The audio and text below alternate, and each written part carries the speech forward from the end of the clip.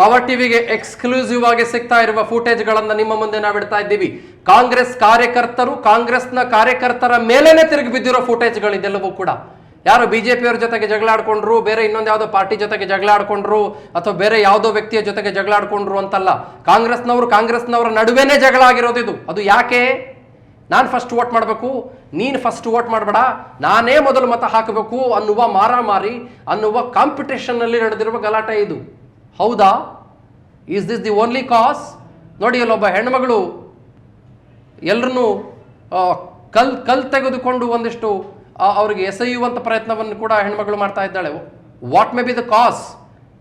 May be ಅಷ್ಟೇ ರೀಸನ್ನ, ಅಥವಾ ಬೇರೆ ಏನಾದರೂ ಇದೆಯಾ ಕಾರಣ?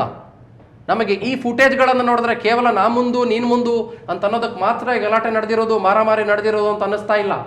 ಆಮೇಲೆ ಅಲ್ಲಿದ್ದಂಥ ಪೊಲೀಸರು ಯಾಕೋ ಬಹಳ ನಿಸ್ಸಹಾಯಕರಾಗಿ ನಿಂತ್ಕೊಂಡಿರುವಂತ ಕಾಣಿಸ್ತಾ ಇದೆ ನಮಗೆ ಇವತ್ತು. ಆ ಕಡೆ ಈ ಕಡೆ ನೋಡ್ತಿದ್ದಾರೆ ಹೊರತುಪಡಿಸಿದ್ರೆ ಅಲ್ಲಿ ಇಲ್ಲಿ ಜನ ಓಡೋಗ್ತಿದ್ದಾರೆ. ಅದ್ಯಾವುದನ್ನು ಕೂಡ ಅವರ ಗಮನಕ್ಕೆ ತೆಗೆದುಕೊಳ್ಳೋದಕ್ಕೆ ಸಾಧ್ಯ ಆಗ್ತಾ ಇಲ್ಲ. ನೋಡಿ, as you can see there. ಮತ್ತು ಪೊಲೀಸರು ಅಲ್ಲಿರುವವರನ್ನ ನಿಯಂತ್ರಿಸೋದಕ್ಕೆ ಎಲ್ಲ ರೀತಿ ಪ್ರಯತ್ನಗಳಲ್ಲಿ ತೊಡಕೊಂಡಿದ್ರೂ ಕೂಡ it seems like it is impossible. 14 ಕ್ಷೇತ್ರದಲ್ಲಿ 2ನೇ ಹಂತದ ಮತದಾನ ನಡೀತಾ ಇದೆ. ಚಿಕ್ಕೋಡಿಯಲ್ಲೂ ಕೂಡ ಮತದಾನ ನಡೀತಾ ಇದೆ. ಬಿಜೆಪಿ ವರ್ಸಸ್ ಕಾಂಗ್ರೆಸ್ ಅಂತ ಬಹಳ ದೊಡ್ಡ ಮಟ್ಟದಲ್ಲಿದೆ.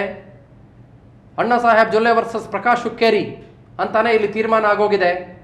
ಇಂಥ ಸಂದರ್ಭದಲ್ಲಿ ಬಹಳ ಸೂಕ್ಷ್ಮ ಮತಗಟ್ಟೆಗಳು ಅಂತ ಕೂಡ ಎಲೆಕ್ಷನ್ ಕಮಿಷನ್ ಒಂದಿಷ್ಟನ್ನ ನಿರ್ಧಾರ ಮಾಡಿ, ಒಂದಿಷ್ಟನ್ನ ತೀರ್ಮಾನ ಮಾಡಿ ಇಟ್ಟಿದೆ. ಇಂಥ ಸಂದರ್ಭದಲ್ಲಿ ಗಲಾಟೆಗಳು ಯಾಕೆ? ಆ ಹೆಣ್ಮಗಳು ಯಾಕೆ ಓಡ್ತಿದ್ದಾರೆ ಪಾಪ ಅವರು? What may be the reason? ಏನಾಗಿರ್ಬೋದು ಅವ್ರಿಗೆ? ಏನು ತೊಂದರೆ ಆಗಿರ್ಬೋದು ಅವ್ರಿಗೆ? We have to find out. We definitely have to find out.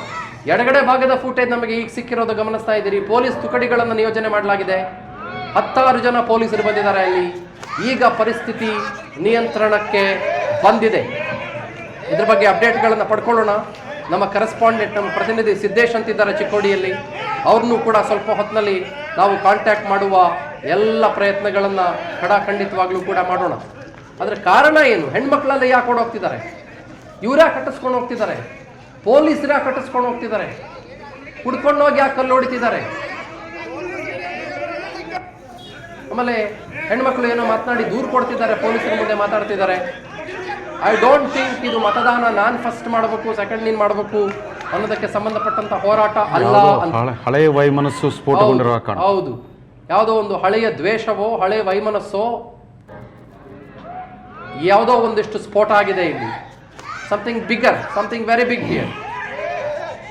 ನೋಡಿ, ಈ ಫುಟೇಜ್ಗಳನ್ನು ನೋಡಿದ್ರೆ ಬಹಳ ಸ್ಪಷ್ಟವಾಗಿ ನಮಗೆ ಗೊತ್ತಾಗುತ್ತೆ.